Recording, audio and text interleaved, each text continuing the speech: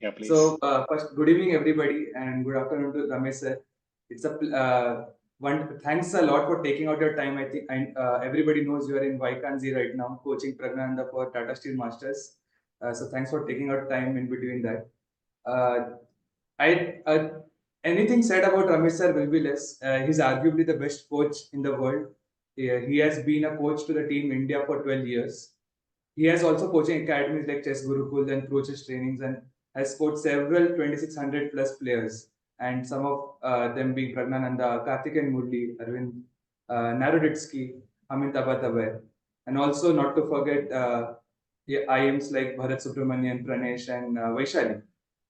He is a recent Dronacharya awardee by the President of India. And just yesterday, he was awarded the Mikhail Botvinnik Award by FIDE for the outstanding achievements in the open section. Sometimes, while mentioning his coaching achievements, we forget that he's also an excellent player and a grandmaster himself. So, coming to today's topic, that how to prepare for the tournaments, it's an essential part of any tournament for a player, which is sometimes overlooked. Because we think there are other things which are more important, but tournament preparation is as important as anything else. So today we are here to correct and improve that, and there couldn't have been a better person than Ramesh sir. So Ramesh sir, I wholeheartedly welcome you to this webinar and share your knowledge with us. Just a small note to everybody. Our pleasure, sir. So, just a small note to everybody. Please ensure that you keep the questions very specific. As Ramesa mentioned, don't send hi, hello, or other messages. You can ask in question answer session, and we will take all the questions as much as possible, one by one, and address it to him. As he mentioned, the questions, if they are relevant to the ongoing topic, we will take them right away. If not, we'll have a certain time allotted to question and answer session towards the end, where we'll take them. So with that, I think Ramesa, we can begin. Thank you, Taran, for the introduction, and hello everyone. So I expect that most of you could be from different time zones, and so good morning, good afternoon, and good evening. So my name is RB Ramesh, chess coach, and today I'm going to talk about various aspects. One of them prominently is how to prepare for tournaments. So there are two aspects to it. One, how do we prepare for a tournament before the tournament? That is in the days or weeks or months preceding a tournament. How do we work during this period? And also specifically during the tournament itself. Not just preparation means the technical aspects, but I will also like to get into the psychological aspects, because I believe this is something that is largely ignored. So, and is there any player in the group who are, let's say, rated over 2000? Is there anyone who has a rating of over 2000 FIDE or 2000 USCF? You may raise hands. So I see 1, 2, 3, 4 of you over 2000. Okay, how about others?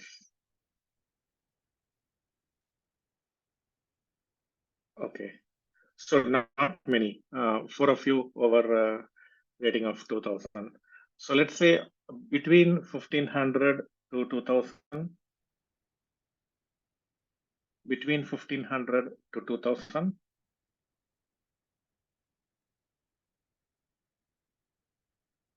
Okay, so around 35 of you between 1500 to 2000. So between 1200 to 1500, 1200 to 1500.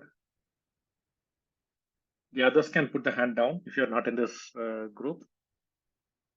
1200 to 1500. Okay, fine.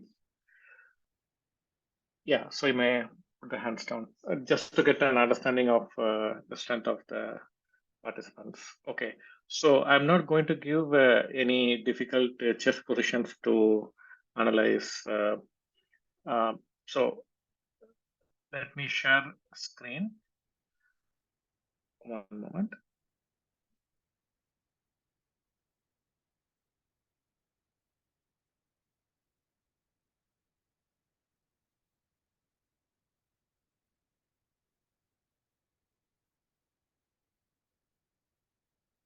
Okay, so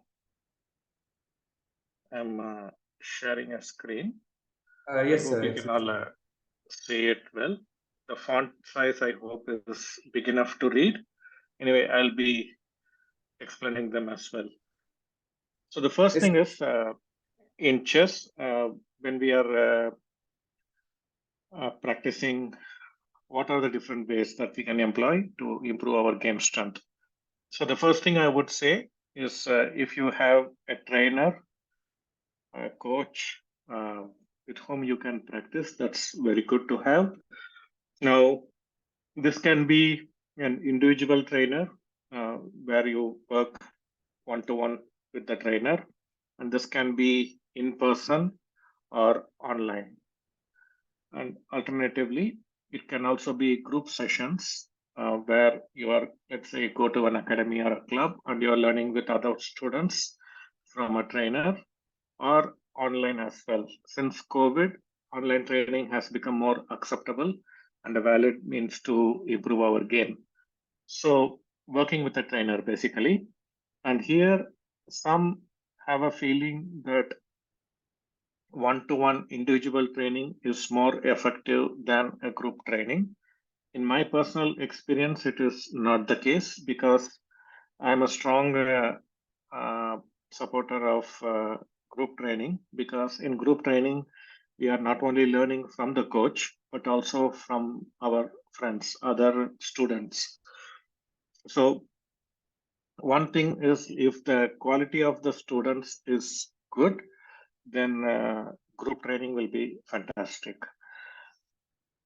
If the quality of the students is not good, let's say if there are more students who are not interested in learning, but they're just curious and attending the classes, then it won't be very effective. So if most of the students are very serious and want to improve, then I believe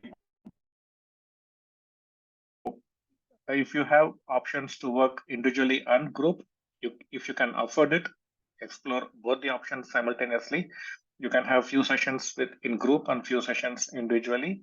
But if that is not possible, then you can opt for group training, provided the other students are also quite serious about the game. So learning from coach. The second point is learning by ourselves. Now, this is something, in my view, if you see, like I've posted it in bold font, it's because I consider it extremely important, or the deciding factor, I would say. So, if you see most of the grandmasters, or all of the grandmasters, they are very hardworking. And not only that, most of the grandmasters, we have probably around, I don't know, let's say 3,000 grandmasters. And maybe 90% of them did not have coaches, did not have trainers. So the point I'm trying to make is most of the grandmasters became grandmasters through their own individual hard work without relying on others. In my view, this is very important. Okay, so the new trend in the last few years is we are kind of outsourcing our learning to coaches. So we are thinking coaches will make me a better player. So I don't have to play any role. For example, if I go to a salon, hair salon, to have my hair cut, what I need to do, I go to a salon, sit in a chair, and tell the barber to cut my hair. That's it. And they'll put a towel around me and do all the work. I just have to look at myself in the mirror. And finally, they wash my hair, comb my hair. And finally, I pay and go home. The point is, I don't have to do anything except sit and watch, be an observer, right? And all the hard work is being done by the barber who cuts our hair. So we should not have this kind of attitude or approach towards chess learning. So if you are going to take a position that the coach knows what I should learn, the coach will teach me whatever I need to learn. I just have to attend the classes and listen. Okay, if this position we take, it will be very difficult to make good improvement in our chess. So what is important is you learn from the coaches, but you have to be an active learner. Okay, the coaches can tell you please do this, do that, but you have to do those things. So, and the other thing is like we are not spending a lot of time with the coaches. We are going to spend few hours in a week, isn't it? So in that few hours, it's not possible to learn a lot. So most of the learning that is not happening through the coaches should happen through our own hard work at home. Okay, so I'll be sharing how to prepare chairs and what to prepare at home, all this little later. But please realize that your journey, this is your journey, and how well you do relies mostly on your own effort. Okay, so you have to put very good effort at home practicing chess, and that will ensure whether you become a good player or not. Okay, so the quality of your home preparation is the deciding factor. And the next is there are players who practice but who don't play in tournaments, or they play very few tournaments, and that is not good. Now, I have taken many data from FIDE rating website. I have seen, for example, you can try this as an experiment. You can go to FIDE website, do an advanced search, put a player's name, and see how many rated games they play in a year. Okay, now if you take players like Gukesh or Arjun Erigesi or Pragnananda, Nihal Sarin, Arvind Chidambaram, and so on, if you see how many rated games they played at the age of 8, at the age of 9, at the age of 10, and so on, you will see that gradually what happens, they play a lot of tournament games every month. Okay, on every month, they will be playing a lot of rated games. And over a year, they play a lot of rated games. So playing rated tournaments is a very good way to improve our game strength. So please don't wait for the right time to play tournaments, especially in the US and Europe. I have seen the tendency that, okay, in summer vacation, I will play something like that. Okay, so if you are going to play only occasionally, then that is not very healthy. Okay, so you have to play as often as you can in good quality tournaments. So we learn a lot by competing in tournaments as well. And the fourth point is training games. So if you don't have coaches access in your place, and then what you can do is like if you have few players of similar strength and interest and ambition, you can form a group and start playing games with each other. One, you can start from the initial position, or let's say if you are learning rook ending, then maybe from a recent tournament game, if you see some interesting rook ending position, maybe you can keep that position and start playing uh, maybe a 15-minute game or a half an hour game, something like that from that particular position. Or if you're learning an opening, you can ask the other person to come prepared in that opening, and you can play some training games to gain experience in that opening. So playing training games is also a good way to improve our chess. And the fifth point is very much linked to point number two, reading books. Now, I understand that recent times with the arrival of tablets, mobile phones, even young children have access to tablets, laptops, mobile phones. The interest to sit with a book is gradually decreasing or rapidly decreasing. So most people are losing the habit of reading from books and learning. But when you read books and learn, it is a very personal experience, and the learning that happens will be very long lasting. Okay, you will remember it well, you will understand well when you learn from books. So I would strongly recommend reading good books and learning chess. Every day you should spend some time reading few pages from different books. I would strongly recommend this. In the earlier days, we had DVDs. Now you can just store them online. There are many online courses like Chessable course, for example, or databases available in different websites. You can learn from them too. And finally, If you're playing in tournaments, if you see like in Tata Steel Master that is happening here in Netherlands now, most of the players after the game is over, they go to the analysis hall and they analyze the game with the opponent. In olden days, maybe 20 years ago, this was very common. They used to have separate analysis hall, and there'll be a huge crowd after the game is over because we did not have phone, tablet, and all. So it's mostly human interaction. So everyone will go to the analysis hall. There'll be a huge crowd analyzing interesting positions. I think you should offer your opponent, especially if your opponent is higher rated than you or equal rated, you should offer to analyze the game with the opponent. This is a good way to improve our game strength. Now, let me quickly check the Q&A and see if there are some questions I need to answer related to this. 1 minute. I have 2 screens, so yeah. Okay.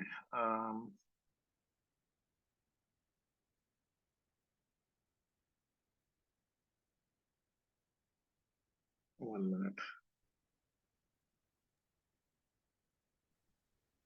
Okay, so I'm also seeing mental preparation. I will come to that also.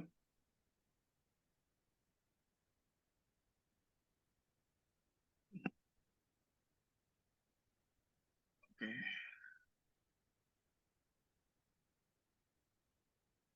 We have one very interesting question, which I think Sudip Yes, has please. asked, which comes every now and then from different parents I have come across in my conversation, that they are practicing around 5 to 6 hours a day, but I don't see good results. Improvement. What to change in my training? I don't know. There is a generic question, Yeah. but sometimes before Yeah, the end of the session. it's quite common. So imagine, so this happens everywhere, not just in chess. I go to gym whenever I'm in India. I try to go to gym, and what I see, like there are many people who come on a daily basis, but after 1 or 2 years, they still have the same old problems which they had when they joined. So the point is like they come to gym and supposed to be doing exercise every day, but their health is not getting better. So that's why like I want to call it hard work. Everyone knows what the term hard work, but probably I will explain in my view what actual hard work is. Imagine if I want to put some muscle in my hand and then I take 2 pawns like Anish Giri and then I lift the pawns like this.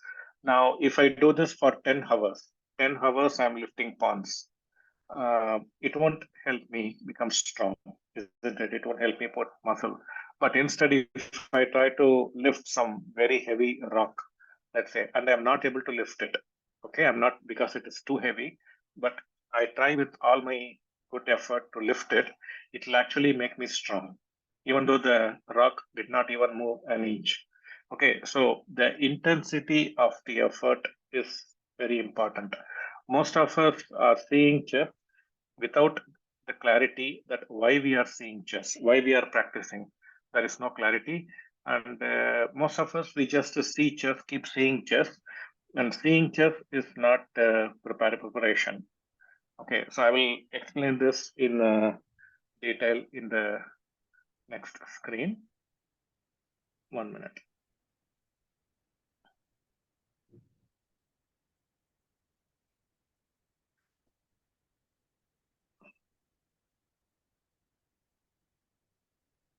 Okay, so let me share another screen.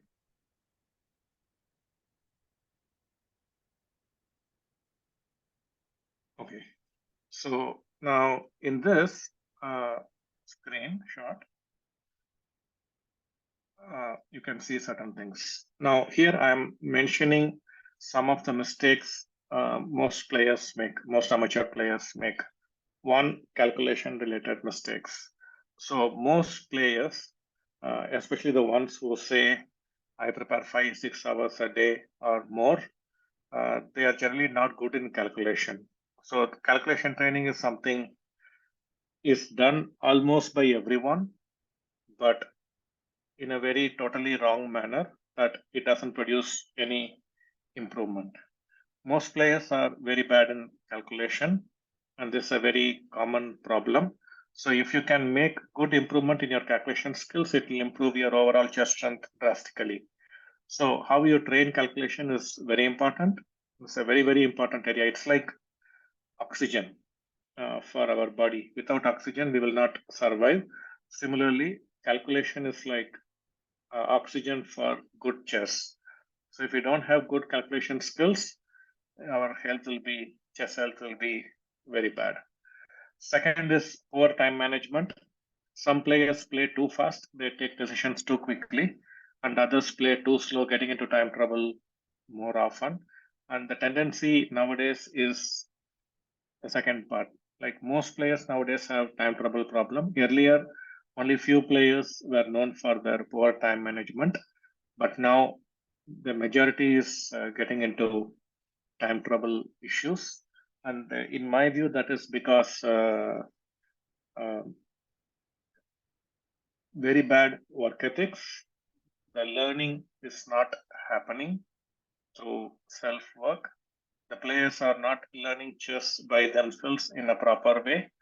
And when our chess strength is not improving, and we are playing chess for a few years, then already we will have a lot of doubts about our chess skills, isn't it? If I'm doing something for many years and I'm not improving, then I would have accumulated a lot of doubts about myself. And when I have a lot of doubts about myself, then I will not be able to take decisions with a lot of confidence. So I have to check things again and again and again and again. And I don't believe my own decision-making skills or evaluation skills. So we'll become very hesitant to take decisions. And that is one of the reasons more and more players are getting into time trouble. So more and more players are coming into chess. Earlier, what used to happen? Players came to chess because chess made them happy. They liked chess genuinely.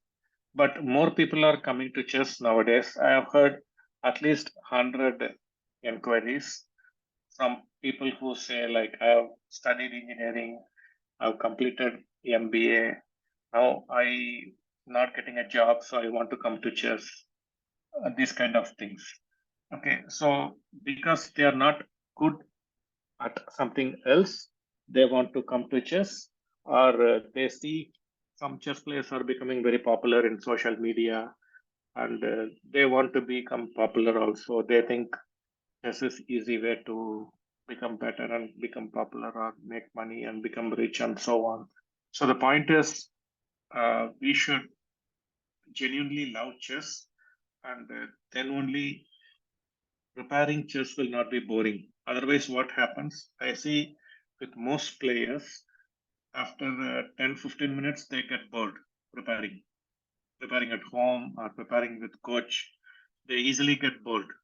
So why is this happening? Because the genuine love for chess is missing. Okay, so you should genuinely love chess and practice to learn. I'll come to this later. The third point is poor concentration. Now, I see that there are 285 participants in this. Maybe at least 100 of us are probably having many tabs on the screen. Isn't it? Maybe some Netflix, Twitter, Facebook, lot of stuff is parallelly happening, and side by side, this lecture is also happening, right? So poor concentration, because if we don't love chess genuinely, and if you are not ambitious seriously, so ambition and desire are two different things. Now, if you ask me, do I want to become a rich person, look like Arnold Schwarzenegger or something? I would say yes. Okay, but that is not ambition, that's a desire. Like if a young child wants chocolate, is that called ambition? No, it's a desire, right? The child wants chocolate is a desire. So for that, all the child has to do is ask the parents, Mommy, Daddy, can you get me a chocolate? The parents will do all the hard work, get the chocolate to the child. So all the child has to ask and then not do anything. and the child will get. So ambition means doing it responsibly. That is, I have a big role to play in achieving my ambition. So with that responsibility, if you fix the target, that is ambition. But for most of us, it's like I want to become world champion, I want to become grandmaster. This is said very easily without that commitment and without that willingness to put that effort that is required. Okay, so it has to be wholehearted effort, and only then you will also be able to have good concentration. So most of us, while playing tournament games, while preparing at home, or while attending classes with coaches, in all these three places, we have to show good concentration. And the fourth point is distractions. These days, we have social media. Earlier days, TV, video games. Now, internet and social media. It is taking too much of time. Most of us are addicted to YouTube, Netflix, Amazon Prime, whatever, and chatting, and very less time for chess preparation, and so on. So strong players, they have very good control, self-control over such distractions. So if you're really serious about chess, you have to cut down on these distractions. Then not knowing on what areas I have to prepare at home, how to prepare chess. So I just had a question saying like, many children are preparing 5 hours, 6 hours a day, and they're not improving. So, how to see chess? These are all very important in my view, and I will try to explain subsequently. And unfortunately, most of us are lazy too. We want to be everything to be comfortable. We want to be in a comfort zone. We don't want to come out of the comfort zone so easily. So, anything that requires more effort from me, little bit strain is required from me, we immediately don't want to do that because it's too much of an effort. So the real hard work. I will try to show a slide which I think explains how I understand hard work. And most players below 2000, one of the reason why they remain below 2000 for a long time is because they think the easiest way to improve is by learning openings. So with me, like I work with more than 1,000 students individually, and I rarely teach openings. Maybe 1% of my teaching time has gone towards teaching openings. 99% of my teaching has been in middle game, end game, and psychology.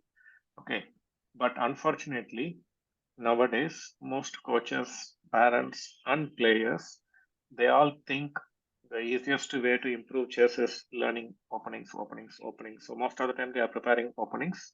And in my view, this is the sure shot, guaranteed way that we don't improve much in our chess. So you have to reduce your reliance on opening preparation, focus more on your middle game and end game and analytical skills, your thinking skills. You should know how to use your brain in chess. Okay, when your position is there, how to analyze and take good decisions. This is the most important thing. And when we don't prepare properly, and our game strength will not improve. And when our game strength is not improving, we lose confidence. Okay, most of us lose confidence, and then um, so they also compare themselves with others, and when the confidence is low, it's like a vicious cycle. It will affect our game, and our vertex will be affected. More bad results. It's like a vicious cycle. And also, one of the big things nowadays, fashion, is rating. Now, I know many parents who hate their children lose games, so they don't want their children to lose. And coaches also hate when their students lose games, and they keep monitoring how much rating we are gaining on a day-to-day, game-to-game basis. After every game, we are checking how much rating I'm gaining, how much rating I'm losing. If you do this, it will put a lot of pressure on your mind, and you cannot learn chess properly, you cannot play chess properly. So if you want to learn and play proper chess and improve quickly, you have to tell yourself, okay, next 3 months or 6 months, I'm going to stop looking at my rating altogether and don't care about your opponent rating as well. I'm just focusing on playing a good game. I'll give my best effort and try to play a good game. So I should have this kind of a priority. And so the other thing, many of us say, oh, my opponent is higher rated, my opponent is lower rated. I have bad result against this player. I have good result against this player, and so on. So all that doesn't matter. Today, the result will be decided by whoever plays better chess. So for our mindset, I will go there and give my best. I will concentrate very well. I will give my best effort. And let's see, whatever happens, I will deal with it after it has happened. So this should be the mindset. So we should not go with a predetermined view that I'm going to win today, or my opponent is high rated, I'm going to lose today, and so on. And most of the young players of this generation, they are more worried playing against lower rated opponents, because if they lose to a lower rated opponent, they will lose more rating.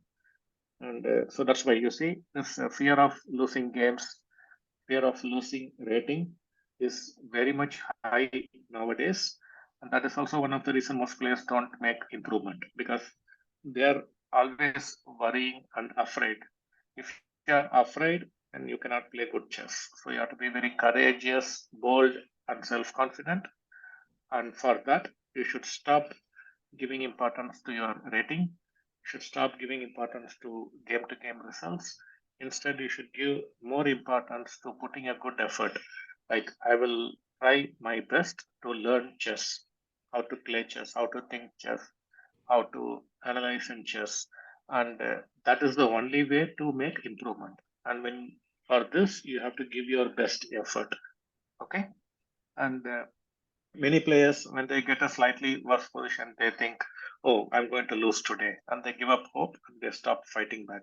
So one defending skills in bad positions, difficult situations, is a very important skill. So we should not give up easily in difficult situations.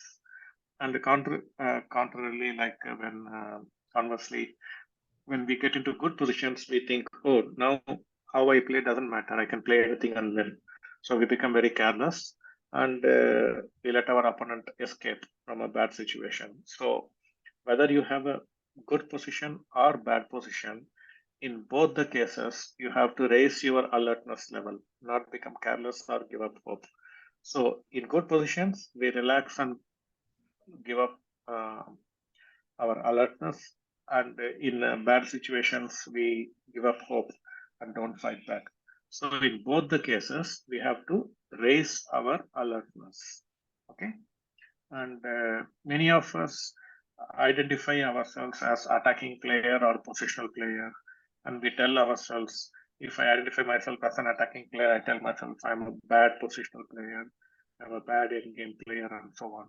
I don't calculate well, like this. So please don't identify yourself in a particular style and think that you are weak in other areas, because once you accept you are weak in other areas, then you will not put effort to improve in those areas.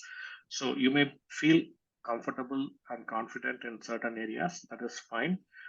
Then other areas where you are not feeling comfortable, you should tell yourself, this is one area I need to improve. I should work more and improve in this area. So whichever areas make you uncomfortable, you should work more in that area and improve. And most of us have some bad habits. It could be laziness, bad concentration, distractions like video games, social media, movies, serials, going out with friends, and so on, or work time management, getting into time trouble, playing too fast, and so on, or working too much on openings. So we have built up many bad habits over years, and this unwillingness to change. Okay, then if you do incorrect things, bad things will happen, and we have to live with it. So if we don't want bad things to happen, we should not do bad things. And we don't have to make all mistakes ourselves. we can learn from mistakes made by others. Okay, if others made mistake, you can learn from those mistakes as well. And while analyzing, you have to be honest. Unfortunately, I see like even in online classes, many students, they use analytical engines and tell moves like they found the move themselves. And this is very unhealthy. So honesty, very important if you want to become a better player. And if we make mistakes and lose, we have to accept the mistakes and not keep giving excuses, okay? Blaming others except ourselves. And too much dependence on coaches, not learning through own hard work. These are all some of the common mistakes players make. Okay, so try to, if you have been making any of these mistakes, accept it and try to make necessary changes. Okay, so I'll stop the screen sharing and see if any interesting questions are there. Book suggestions, lot of book suggestions. And please don't type the same message. Yeah. Yeah, books one I think we can cover towards the end because I think most of the people would like to know which are books to follow. One more interesting question where somebody has asked about whether to do self-analysis or engine analysis. And then similar question was, what do I do if I'm trying to prepare chess alone without any coach? So self-taught grandmasters are something that we have heard of. So any suggestions, guidance for these players? Sure. So regarding the use of engine, like if you have read the Gukesh interview when he became grandmaster, he was saying grandmaster means 2500 FIDE rating. Okay, so till he became a grandmaster, he never used engines. Okay, till he became grandmaster, he never used engines. And it is very normal actually. It is like someone says, I don't drink poison. Okay, that's how I see. So I'm not surprised. So when young players, when amateurs who don't have good chess strength, when they use engines a lot and very proudly, very bravely, how I see is like they are drinking slow poison. Okay, and if we drink slow poison every day, what happens to our body? That's what will happen to our chess. So usage of analytical engines is something I discourage a lot with my students. So you need a lot of mental toughness to say no to engines. So my suggestion, if you are below 2200 rating or 2000 rating, you should not be using engines. Okay, so when you are watching games live on website, they have the analytical engine on and the evaluation bar is going up and down. And we are always seeing whether the player plays the move suggested by the engine. If they play the move suggested by engine, we think he's a good player. If the player plays a different move, we think he's a bad player, and so on. So my suggestion, if you're watching games online, turn off that engine and look at the position with your own eyes, analyze using your own brain, and then compare with the move played by the human being who is doing the exact same thing in a playing hall. They are not using engines, they are using their eyes and brains, right? That is how chess should be seen. With eyes, you see the position. With brain, you analyze and take decisions. Only these two. And to move the pieces, you can use hands. That's it. Okay, you should not use analytical engines. In my view, that is very, very harmful to upcoming players. Once you become an IM level or GM level, you can start using engines. But even in the case of Pragnananda, like when we have training camps and all, like if we are having a 6-hour session, we will do like 3 hours. He will not have any computer. He will have a chessboard. I will have the computer. I will use the engine. I will give him positions and he will analyze using his brain. That's it. no engines, no computer, nothing for him. So he will sit and analyze, and learn how to analyze. In the second half, he will be working on openings and so on. But in the case of players like RB Ramesh, Pragnananda, many others, Pranesh, with whom I have worked since they were very young children, their opening preparation till they became grandmaster was very bad. But they will get bad positions and easily win because their middle game and end game strength was very good. Because most of the training time they are analyzing and learning how to analyze. Okay, so I will come to how to prepare and what to prepare shortly. So my suggestion: please don't use engines. It will affect your chess growth. Okay, now I will share what topics to prepare at home. Sure, sir.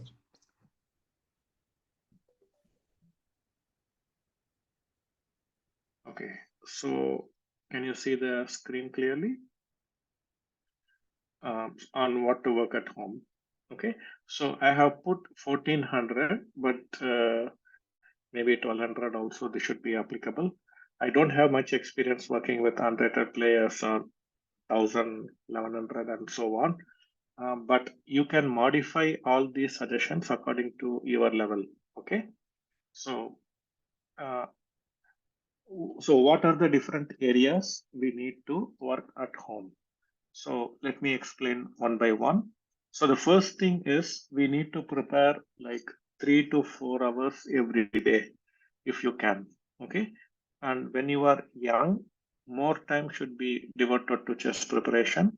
And basically what happens in chess, most of the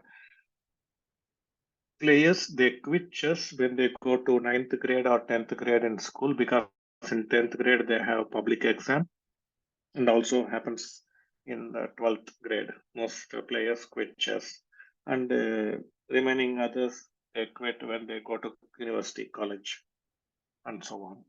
So many players, they quit chess along the way. They started with big dreams that I'll become a great player and so on. And after a few years of being lazy and doing all the bad things, they quit chess eventually. Okay. So unfortunately, there is not much information out there in public domain, how to prepare, what is important. For example, I told you should not use engines, but I think like chess.com has, I don't know, 100 million subscribers. Out of 100 million, maybe 101 million use engines. You get my point. Almost everyone uses engines nowadays. Okay. And no one dares to tell them you should not be using engines if you want to improve your chess strength. Okay. So good information, correct information is unfortunately not out there in the public, and not appreciated also. Like if someone says this, they'll think he's crazy to say these things. Okay, so first thing is solving puzzles. Now, solving puzzles, I've given some book names: Imagination in Chess, Perfect Your Chess, Chess Cafe Puzzle Book, Spielman's Chess Puzzle Book, Magic Tactics of Michael Tal, Advanced Chess Tactics by Lev Sakis, Vladimir Georgiev's A Course in Chess Tactics, Encyclopedia of Chess Combination, Anthology of Chess Problems, Encyclopedia of Chess Middle Game. So I've given some books. There are hundreds of other books. So I'm not saying these are the only good books. I've just given some examples. Okay, you can solve from any book you want. In my view, from which book you solve doesn't really matter, as long it's a decent book. Any decent book is good enough. And what is more important is how you solve. Now, this is where 99% of the players go wrong. Almost if 100 players are playing, 100 players are solving puzzles, but 99 out of 100, they don't solve properly, the correct way. So I'll try to explain the correct way to solve puzzles. One, while solving, you should not move pieces on the board. Okay, so you should not move pieces on the board while solving. And most players, what they do, they move pieces and see the answer. And also the same happening online also. In most websites, what happens, solving puzzles means you have to find the first move. That's it. But in my view, that is not solving puzzle at all. You're just making gambling, some guess. Like someone tosses a coin in cricket and say head or tails. The captain will say head or tails, whatever he feels like, right? It's pure gambling, 50-50. So most of us are solving puzzle like a gambling game. So we are just guessing the move and making the move. And if we are lucky, we think we got the answer. Okay, this is not at all solving puzzles. As I said, it's pure gambling. So while solving puzzles, you should not move pieces on the board. Even if you're solving online, after you think you got the answer, you should not enter the solution on the board immediately. Now, the second point I say, if you get the first move correct, is not enough. Many of us, we think if the first move is correct, we have solved the puzzle correctly. No, if you got the first move correct, you are lucky in that gambling, nothing more. Okay, so if you get the first move correct in that gambling game you are playing, you have been lucky this time. That's all it means. So solving a puzzle means you have to get the complete answer, full answer. Okay, so it means like if it is white to play and win, you have to see the white move, you have to see the correct black move, you have to see the correct white move, correct black move, correct white move, correct black move, correct white move, and winning. So like this, if you see all of this, then you have actually solved one puzzle.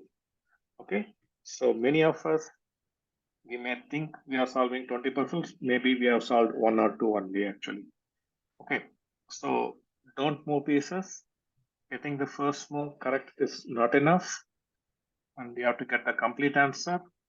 And while in the process of finding the answer, if opponent has some good idea, good defensive idea, we have to find that as well. So basically, while solving puzzles, you have to find good moves for your opponent too. Okay, and finally, the answer should be correct. If I spend some time trying to solve a puzzle and I get a wrong answer, what's the point? Okay, so the answer should be correct. Okay, and for the advanced level, when you stop the analysis, how you evaluate the position? You may say white is better, black is better. That evaluation has to be correct too. In a puzzle, usually it's like you have to find the win and you have to do it. So all these points you have to remember. Not moving pieces, just the first move not enough, complete answer. If there is a good move for opponent in the analysis, you must find it, and the whole answer should be correct. So in this manner, you have to solve puzzles. Many students ask how many puzzles I should solve, how much time I should take to solve puzzle, from which book I should solve, and so on. Okay, so so don't worry about these things. How many puzzles you have to solve? There is no one magic number. I cannot say if you solve 7.83 position per day, you will become a GM in 2.8 years. No, there is no such formula. How many puzzles you solve is entirely up to you. Okay, so and how much time to take is also up to you. Only thing you need to take care is if the puzzles are too easy, and then it won't be very challenging for us. We won't learn much by solving, like, I don't know, puzzle rush made in one kind of thing. Even if you solve million puzzle rush, it will have no impact on your calculation skills. So the puzzle should not be too easy. At the same time, puzzle should not be too difficult. This is the only thing you need to take care. Okay. So find the appropriate book or database or website for your level. And the position should be slightly difficult. They should not be too easy. They should not be too difficult. Find such puzzles and solve a lot. So the more puzzles you solve correctly, completely, fully correctly, faster you will improve. Okay, so now you know why most players who say they are solving puzzles, they still don't improve. they make mistake somewhere. They don't find opponents' good moves. That they get incomplete answer. First move or second move only they see, and the answer is not correct, and they're moving pieces, etc. Okay, the next point is so you should take some Grandmaster games for below 2000 or below 2200 players, even for GMs, like even for Prague, I would strongly recommend studying classics. Okay, so what you should do, I'll come to that later. So every day you should see, let's say, I've given 10, I've mentioned 10 games. 10 games means you don't have to be exactly 10 games, just indicating some number. Okay, basically you have to see few games every day. At least one player should be 2600 rating. And this I typed many years ago when Follow Chess app was very popular, but it's not so popular anymore, or not being updated as much. There are so many websites. Chess Tempo, Chess24 will be shut down this month. So Leechess or chess.com, Chess Tempo, you can go to any website, see good players' games, download the games and see. Okay, and also watch which openings at the top level they are playing and try to learn from them. Okay, basically analyzing strong players' games every day you should do. Then you can revise one opening variation, not complete opening. For example, as black, if you are playing Sicilian Knight of opening, then you don't have to see the whole Knight of material every day. You can just see one variation. Okay, so one variation against E4 as black, against E4, which opening you play. In that opening, one small variation you can revise. Same you can do for one D4 as black. And if you're white, you play either E4 or D4, revise on opening variation. So every day, try to revise one variation per day. And don't use big opening databases at this level. At this level, you have to spend less time on opening preparation. So maybe 20% of your time, it should go towards opening preparation. 80% of your preparation time should go towards middle game and end game improvement. Okay, only 20% of your preparation time you should be spending on openings. 80% of your time it should be on practical chess. Okay. And this is very important, studying classics. Classics means pre-computer era games. So before 1990, let's say, or before 1995. Okay, so human games played before that time. So there are hundreds and hundreds of strong grandmasters. There are many past world champions. There are many autobiographies and biographies.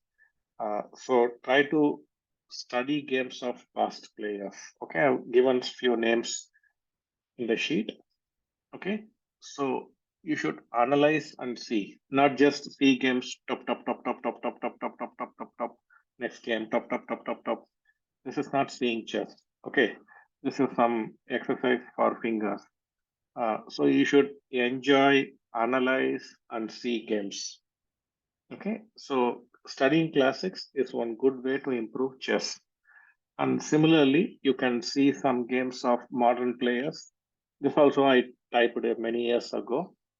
So you can choose any player you like. If you like Gukesh, you can see 5 games of Gukesh, something like that. Okay.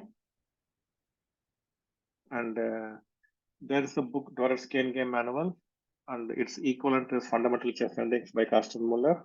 You can take any of these books and read 5 pages daily from endgame book. So this way, you will improve your endgame skills also, which is very important.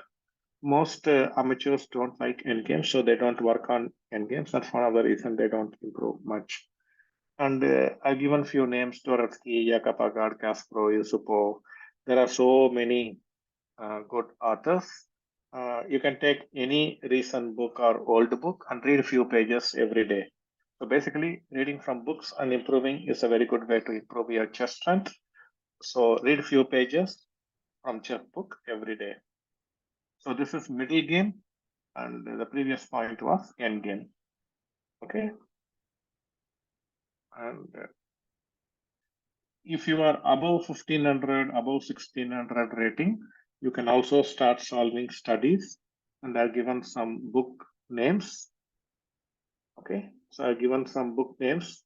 Studies for Practical Players by Doretsky. Sorry, 1 minute. Yeah. Studies and Games by Timan. Draw, there is a book by Yan Nan. Solving in Style, Yan Nan. Amartya Avni has written some books, Surprise in Chess, and so on. And Domination 2525 by Kasparian. So, and for this, you can take how much time to think. I have given rough indication. Solving puzzles, it takes less time usually, but solving studies, you should take more time to solve studies. So each position you can take 10 to 30 minutes just to solve one position. This is for improving your calculation skills. And I've given some practical endgame. Earlier, Dorsey endgame manual I gave, that's for theoretical endgames. And these books, I have mentioned Endgame Strategy by Shershowski, How to Play Chess and Rings by Carsten Muller. All these books, they are practical endgame skills. So take any good endgame book and see few games every day to improve your practical endgame skills. So theoretical endgame skills, practical endgame skills, calculation skills, middle game books, revising openings, solving puzzles, solving studies, studying classics. Okay, and analyze your game without engine if possible. Analyze with your opponent after the game. If possible, analyze with coach. Basically, analyzing your own game is another way to improve. So I've given 10 different things you can do to improve your chess strength. So basically, your chess preparation should cover all important areas. It should not be like every day I do only this, this, this. Most players, what they do, they play some games online, they solve some puzzles online, they watch some YouTube videos, they study some openings, and they think their preparation is done. It's like 90% of the players, they do this. They play a few online games, solve some puzzles, watch some YouTube videos, and that's it, some opening work, and they think they are doing chess preparation. So I've tried to give alternatives. So in my view, watching YouTube is not just education or just learning, it's more entertainment. So I know, unfortunately, many young children, like housewives in those days, what they used to do, when the husbands have gone to work, they will turn the TV on and watch serial the daytime for time pass. Okay, now YouTube is replacing it for young chess players and old chess players likewise. So that is not education, it is entertainment. Okay, so you have to study differently, and that's what I've tried to mention in this sheet. Yeah, I think very, very informative, sir. I don't know, somehow I'm not switching my video. So a couple of questions around the topic that you were just trying to cover, sir. People wanted to know how to view the Grandmaster games. Some of them have questions around practicing online chess game is okay, or do we always have to work over the board? These two questions is something that I can relate to what you were talking about. So how should they analyze the Grandmaster game? Should they take the book, put it over the board, or doing it online? Like you said, is not suggested, obviously, where they just do click, click, click, and then done. Yeah. 1 minute. I will open the relevant document.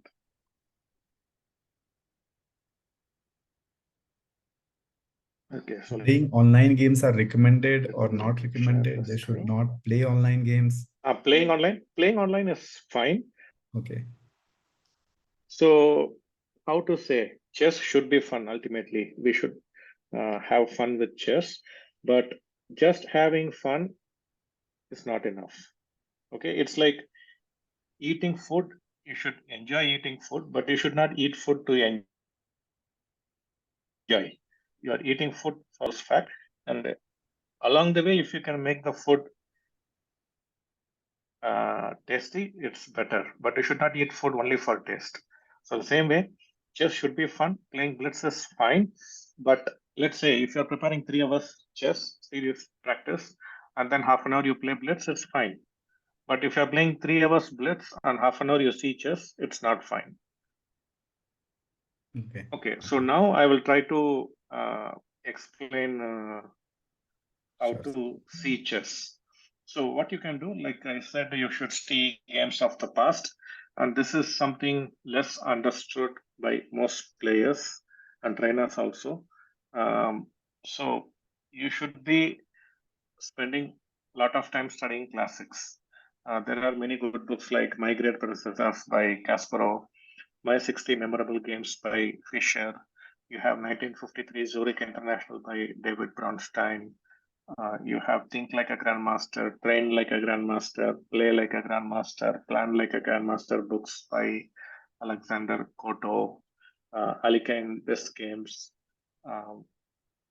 So many books from the past. Okay, any old book, if you can study, it's a good way to learn. And here I'm trying to show how to see chess. So if you're, let's say you're seeing Karpo game or Alican game, Tal game, doesn't matter, from move 5 onwards. Okay, from move 5 onwards. So what you do, you keep the white move, black move, white move, black move, like that till move 5. And from that point, you start trying something like this. So at least one player should be a strong player. Let's say white won the game and white is a strong player. Then what you do, we should for the winning side. Now let's say it's white won the game. So on the 5th move or 6th move, you have to find 3 moves for the winning side. So let's say the white side, white pieces. So now white to play on move 5, you try to find 3 moves, not 1 move. So in this position, I can play knight of 3 or bishop e3 or bishop g2. Like that, identify 3 different moves. Okay, and keeping the following points in mind. So let me explain thoroughly. So when, let's say from move 5, you start doing this. Black has played the move 5. Now move 6, it's white to play. So what you do, now you have seen black's 5th move, right? So spend 15 to 30 seconds. This is just an indication. Okay, so you should not have a stopwatch or alarm for this, just an indication. Spend few seconds trying to find different opponent ideas or different reasons why he played the move. So you should ask yourself why black played this move, what he is going to do next. So ask this question to yourself and try to find 3 answers. Okay, so you see I've put in the bracket 3 answers. So try to tell yourself 3 reasons why your opponent played this move or the black pieces played this move. So you can say he wanted to do this, he's trying to do this, he's trying to avoid that, and so on. Okay, try to give 3 good reasons why opponent played that. And don't take too much time. Take around 30 seconds, let's say. So this way, what happens? We try to see the good side of the opponent move. If he is threatening something, he has kept a trap, at this point, we have to find it. And the next 15 to 30 seconds, what we do, you ask another question. Is there anything wrong with my opponent move? Okay, did he do anything wrong? Is he breaking any principles? So let's say in the opening, he's not developing a piece. He's making too many pawn moves. Then you should tell he's making too many pawn moves. He's not developing pieces. He's keeping the king in the center. He's not castling like this. Okay, so try to find, is there anything wrong with my opponent move? Give yourself like 15 to 30 seconds to do this, and don't just try to find one thing wrong, try to find 3 incorrect things with the opponent move. So basically in this 1 and 2, what we are learning, we are basically paying attention to our opponent move from both angles, whether he did anything good, whether he did anything bad. Okay, so good and bad of the opponent move, they are like 2 sides of a coin. You should be aware of both. So basically you are paying more attention to what your opponent is doing. This is where we are trying to learn in this point 2. So you have to do it very sincerely. You should not do it artificially. You have to do it very genuinely, very honestly, very sincerely. Then, so now you would have realized in the point 1 and 2, all the good and bad things our opponent has done. Then what we do the next 30 seconds, try to make a list of 3 moves, not just 1 move. Okay, make a list of 3 different moves for ourselves. So these 3 moves, if it is opening, they should be following opening principles. And when you asked, did your opponent have any idea what is the reason he played? If there was a good idea, maybe your move can prevent that good idea. If he has done something wrong, your move could punish that opponent's bad idea, and so on. So try to come up with 3 moves. Usually one common mistake most players make is we see one move and play that move eventually, that move which we saw. So most of the players, they see only one move in any given position and they play it. So ideally, in this point 3, we are learning that many approaches are possible. Okay, so suppose you go to a cloth shop to buy a t-shirt. It's not like there is only one t-shirt everyone should buy, isn't it? Anyone can buy from any number of shirts. There are so many possibilities, so many options available. So in many positions, there are numerous options available. So try to come up with 3 decent moves. This way you are learning to see more. Okay, normally we are learning to see less in our preparation. This will break that habit, hopefully. So now you have a list of 3 moves. Then what you do, you spend another 30 seconds to 1 minute. If you want, you can spend more time also. But in that time, try to analyze and compare these 3 moves and then take a decision which move is better. So the 4th is the analytical process. So the analytical process comes 4th, not first. So in most of our cases, we see one move, that is the first step, and we start analyzing that move. So in the second step itself, the analysis comes. We don't know what our opponent is doing. We are not aware if he is threatening something, if he has made any mistake, and we don't have options. We just see one move and start analyzing. Okay. So in this method, you are analyzing only in the 4th step. Okay. So what we are trying to do in this method is we are trying to see how chess should be seen and improve our analytical skills. So in the 4th step, we are actually analyzing, right? And each of this step, you have to do it sincerely, honestly, with discipline, okay, with good effort and concentration. So basically what we are trying to do to become a good player is improve our analytical skills and decision-making skills. If you learn how to analyze well, you will improve your chess strength. Okay, and you cannot learn this by studying openings alone or solving puzzles online, playing some blitz games. You cannot improve your analytical skills. Only by analyzing, we can learn how to analyze. Okay, so you have to analyze lot of positions, different types of positions, and not only you should see games in the openings you play, you should also see games in the openings you don't play, so that you learn how to think in chess in unfamiliar situations. Because when we play a game, in every game, a point will come after which our theory is forgotten, we don't know, and it's a new position altogether. So basically unfamiliar situation. So most of the games we are playing in unfamiliar situations, and some of them will be very uncomfortable also. So your analytical skills should be good in all such positions. Okay, so yeah, this is how you should be playing chess. So in this method, I have tried to teach you a few things. One, prophylactic your opponent, what they are doing and what is wrong about their move, if any, and you are learning how to make list, and then you are analyzing, and then you are comparing the analysis of the different options, and then take decision. So in this manner, you have to see chess. Okay. Interesting. So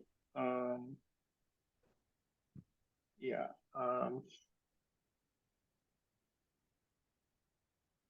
So any other books? Any other Yes, sir. questions? So we will now open yeah. it up for questions. I think most of the part was covered by sir for this session. We have filtered a few Okay. questions which was relevant to this conversation, sir. I'll go on these one by one, and you can pick up if you want to answer these. So first question is, in between rounds, we get to know our opponent and her rating. And my parents usually tell me if it is a low-rated player, play aggressively. If it is high-rated player, then play defensively. How does that work, and what is your recommendation, sir? No, basically it's like how to say, if I have to be very brutal, then say it's like committing suicide. They're just giving option like jump before train or jump from a bridge. So many things. All of this is like completely wrong. I don't know how to put this in perspective. First of all, like parents who don't know chess, they should not be telling their children what they should be doing and not doing technical terms.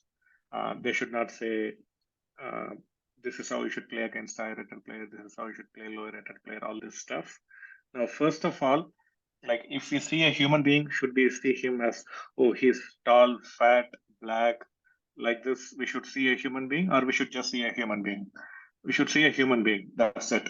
Their color or fat or thin, young or old, all this should not matter much. We should treat everyone as human beings. Same way, we should treat all our opponents as equal or chess players. Okay, they all have a human brain. Even a lower rated player has a human brain. Higher rated player also has a human brain. So we should not adapt our approach based on opponent rating. This itself is very wrong in my view. And most young children, they lack confidence, and parents are not aware of this. Most young children, in my view, 80 to 90% of young children, they don't have confidence in their chess skills because of all such totally poisonous suggestions given by parents and coaches. So the only thing, first thing, don't pay attention to your own rating. Okay, so if you identify yourself with your rating, then you will start thinking like that. Okay, you have to see yourself like a small plant trying to grow into a big tree. Okay, so how does it matter what is the height of the plant or thickness of the plant and all this? We should not go into all that. Okay, so is the plant growing or not? That is the critical factor. Okay, so we should see ourselves as a small plant trying to grow into a big tree. And how long it takes depends on how hard you are willing to work, how much you are willing to learn, and so on. So our approach should be like when you are playing an opponent, don't see their rating if possible. Even if you see their rating, don't give it any importance. Don't think about that. Don't let it influence your mind. Okay, you're just playing this player with this name on this board with this particular color. That's all you need. So then you check their games in the database, see what openings they are playing, and prepare as well as you can those openings. Okay, so if those openings come on the board, you will be ready. But just because you prepared certain openings, your opponent is not obliged to play those same openings against you. They might have learned something new. They may try to surprise you. You must always expect such things. So if your opponent has already played few openings in the past games, use that opponent as an opportunity to learn those openings. That's it. That's what I tell my students. If your opponent plays 3 openings, you use that opponent as an excuse to learn those 3 openings. So, in my view, you have already been rewarded for your hard work. That is, you spent 2 hours learning those 3 openings, and you have reasonably learned those 3 openings, so you have been rewarded for your effort. Now, if your opponent plays that opening or doesn't play that opening, it doesn't really matter. Okay. So when you go to the game, you should go with the mindset that I will give my best during this game. Every move, I will concentrate well. I will analyze well. I will try to play good quality chess. That's it. This is all you can actually do, isn't it? Can you guarantee a win? That is possible maybe if we bribe our opponent or something, right? So we are not in that business. So our only thing we can do is giving your best, good concentration. That's it. And while playing the game, before the game, you should not think about the outcome that I'm playing higher rated, so I'm going to lose all this, or if I lose to this lower rated, I will lose rating points. So you should not be thinking about the result of the game while playing the game or before the game. You should not be thinking about the result. And you should not be thinking about your rating or your opponent rating before the game or during the game. Okay, so instead, all our energy should go in concentrating well and giving your best effort. These two are the most important thing. Okay, keep that as your approach. And whatever happens to the game result, I will deal with it after the tournament is over, not after the game is over. So if you lose a game in the middle of a tournament, the most important thing is quickly forget about it. Okay, if something bad happens, you have to forget. Now imagine if you have touched fire by mistake and your hand is burning, what you should do? Should you analyze why the hand is burning when you keep it in fire by keeping the hand in fire little more longer and then take a microscope or analyzing? No, that's a stupid thing to do. You should immediately take the hand out of fire, put it in cold water so that heat is countered by cold water, right? So that is the best way to deal with such things. So when something goes wrong, you should not immediately try to understand or analyze or find what went wrong. So postmortem is done after a person is dead, not when the person is alive. Okay, most of us, most coaches are also doing this mistake. In my view, during the tournament, we should not analyze our games too deeply. After the tournament is over, when the emotions are normal, when you're back home, that is the good time to analyze what happened in each game. So if something went wrong during the tournament, you should quickly forget it. Okay, just forgive yourself. I did not play well today. I did not concentrate well today. Tomorrow I will concentrate and I'll give my best. This is all you have to do if you lose a game. Okay, don't have to analyze too much in depth. So before the game, don't see your opponent as a higher rated or lower rated. Identify what openings they play. Use the opponent as an excuse to learn or revise those openings. And the reward for our preparation we already obtained because we learned something good using this opponent as an excuse. So if you play 9 games, using those 9 opponents, you can learn 9 into 1 or 9 into 2 or 9 into 3 openings. So you would have learned or revised so many openings which you would not have done otherwise. So that's it. And during the game and before the game, don't play for win, don't play for draw, don't play for loss. Don't think about results, don't think about rating. Your job is simply go there concentrate very well throughout the game, and give your best, and try to play as good a game as is possible for your current strength. And whatever result happens, accept it. And if a bad result happens, I see, like I played my first tournament a month ago, but I am not able to handle the pressure, nervousness. The pressure was unbearable. I am about to quit chess. Okay, so I read this message, and there was one student, he was 24, 35 few months ago, and in few tournaments he did not do well. He withdrew after few losses, and it happened in 4 different tournaments in 6 months or so, 6 to 10 months. He withdrew from 4 tournaments. So I told him, like, if you want to work with me, you should not run away from tournaments after defeats. And few days ago, he mentioned, I'm not doing well, so what should I do? Today I had a winning position, I blundered. I feel like withdrawing. I said, you should continue. 2 more rounds are there. What should I do? I said, you should not withdraw. You should continue playing, continue the fight. And today he sent a message like, I won both the games. Normally he would have resigned, withdrawn from the tournament. Okay. So if you think you can become a world champion without losing a single game, you are living in some la la land. So come down to earth. We will lose games. It's not a bad thing. Losing games is not a bad thing. How I say is like we think winning, drawing, losing, right? So winning, drawing, losing. We think winning is good, losing is bad, draw is okay. This itself is wrong in my view. I see winning, drawing, losing. It's like vanilla, chocolate, strawberry. Okay, so you can enjoy vanilla, you can enjoy strawberry, you can enjoy chocolate. Basically, you can learn good things, valuable lessons from every game you play, irrespective of the outcome. Okay, so our aim is not just to win every game we play. Our aim is not just to win today's game. Our aim is to learn from every game we play. Learn something good from every game we play.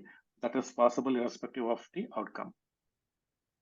Yes, I think that answered quite a few questions, because everything coming out of you is very informative. I was just reading through questions and then you were answering these one by one while you were talking. So I think many other questions got answered, sir. One last question we'll take, and then I think we are reaching towards the end of the webinar. So the question is, if we have some important events scheduled in 2 months, like IM norms and so on, what are your approach for preparing for the tournament? When does your training difficulty peak, and what is your breakdown into different parts of the game? So when should they work hardest, let's say for next 2 months window? And I think the question is also on what is the focus should be on opening, middle game, and then what's the breakdown, what percentage, if I understood the question correctly. Yeah, so the major areas our preparation should focus, I would say 7 areas. Okay, 7 areas we should focus our preparation on. If you want, you can take notes for all this. So first thing I would say is opening related. So which opening I should play, the choice of openings is important. And second, from which source material you are going to learn that opening or prepare that opening, from which book or which database you are going to learn that opening. So 1 is opening related. 2, attack. You should have good attacking skills. 3, calculation. You should have good calculation skills. 4 is positional play. So you should be good in positional chess also. And 5, defending bad situations. So in many games, we will get into trouble. We'll have a bad position. So how to defend in bad positions also something we should learn, because good players, they are very good in defending bad positions also. Okay, that is also very important. And 6, end games related. Theoretical end games, practical end games. I have already suggested many good books and so on. And finally, psychology. So in psychology, I explained that you should not identify yourself with your rating our rating should not be our focus. The focus should be good concentration, putting our best effort. These two should be our main focus. While seeing chess, while learning chess from coaches, while seeing chess at home, while playing in tournaments, in all the three places, good concentration, giving our best effort is the key. So in all the three places, we should be able to do this. So psychology, basically. So all these 7 areas we should be focusing on. And my suggestion is you should not only be doing serious preparation before major tournaments. So instead, every tournament you play should be important for you. So you should not have the mindset. So you see, like earlier, the question was against the higher rated, how I should play against the lower rated. So we are see everywhere we are thinking there are some tournaments which are important and some tournaments which are not important. Now, if you see in school someone getting first rank, they will get first rank in some normal test also. Some weekly tests they give, they'll get first rank there also. And in the public exam also, in annual exam also, in quarterly exam also, they will get first rank. So they don't see like only the final exam is important. So here I can fail in other exams. No, every exam you give is important. Similarly, every tournament you play should be important for you, whether it is world championship match or district championship. Similarly, every game you play should be important. If you're playing an unrated player or a 2600 player, both games are equally important. So you have to give your best effort in all the situations. So everyday preparation you do is very important. So we are going to prepare for Prague against for the candidates, but we are doing general preparation only. We are trying to improve his chess strength in all the areas as much as possible. So don't have to do special preparation for special events. Great. Thanks a lot, sir. I think almost all the questions were covered and answered. For me personally, as a player and parent both, this was extremely exciting and a lot of learning that I got from this session. Everything that you spoke about was extremely insightful and informative for me, because I have also struggled, myself as a parent for two kids when it comes to chess coaching. So thanks a lot for covering everything around tournament chess preparation, how to study alone, how to practice opening, how to focus more on middle game and calculations and less on openings. That's a mistake that almost every beginners do. So thanks a lot. So it was extremely insightful webinar for me, and I hope everyone thoroughly enjoyed the session. With that, we will launch a satisfaction survey right now to all the participants screen. You guys can fill in the survey, and we have also shared a link to CircleChess learning platform wait list. So the platform is still under the making.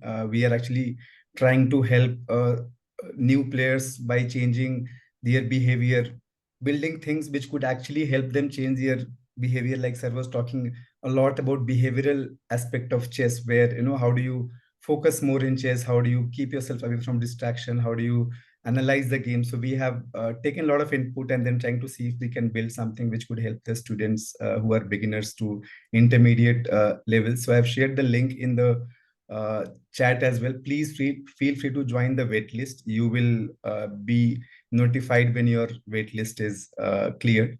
And please fill in the satisfaction survey on the screen. It will help us do a better webinar as we progress from here. So thanks a lot, sir. Once again, I know you had a hard stop at 8. So thanks a lot for joining this wonderful webinar and then sharing all your experiences over last 20 years or so. So thanks a lot once again, sir. We look forward to having more conversation from you. Thanks a lot. Yeah, looking forward. Yeah, thank you very much. Bye, everyone. Bye, sir. I'll take leave now. Thank you. Thank you, sir. Thank you. So I think 181 out of 196 people have already submitted the participation satisfaction survey. Guys, please, I request you to fill this up. And yeah, as I spoke about the learning platform, please join the waitlist. We will be sending you a notification pretty soon. So we actually plan to do a beta launch sometime over the next 2 weeks or so. And we are actually trying to pick the top 100 players who have actually requested to join the waitlist. And we will be doing a webinar, in a closed group of 200 early adopters, where we'll spend a couple of months with you on helping you improve in chess by using the platform that we are building. So yeah, I need these 2 requests from my side. Please fill in the set. So now we have 100% survey filled in. So thanks a lot for that.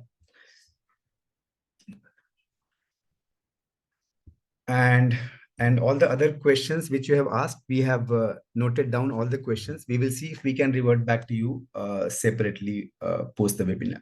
Okay. Thanks a lot for joining in. With that, we will end up this webinar, and we look forward to having you join our next webinar. Thank you. Good night.